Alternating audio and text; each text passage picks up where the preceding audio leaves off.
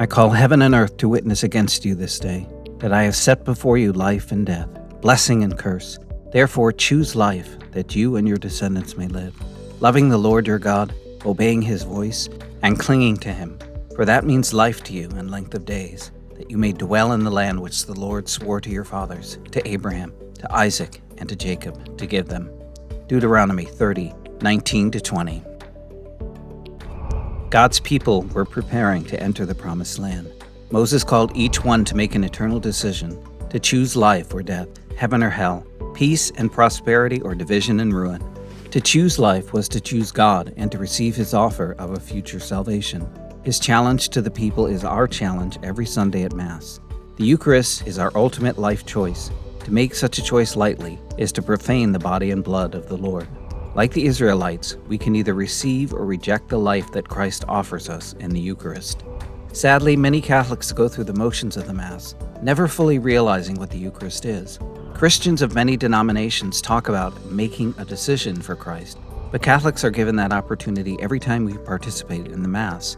Our Amen when we receive communion is our yes to two things. 1, to the reality of Christ's true presence in the Eucharist, and 2, to the salvation he won for us in his death on the cross, which is made present again in every Mass.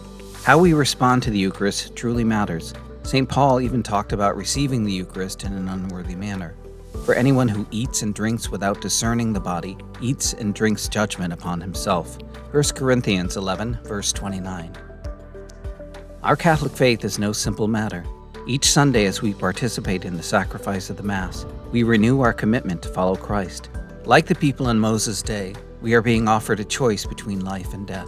Let us choose life, and let us live that life to the fullest by our prayers, our words, our actions, and all that we are. Is there one thing you can do to improve your participation in the Mass? What is that one thing? Can you share it with a brother and ask him to hold you accountable to it? When you say Amen as you receive communion, do you really think about what you are saying? Can you truly say that you mean it? For all the promises of God find their yes in him. That is why we utter the Amen through him to the glory of God. 2 Corinthians 1, verse 20.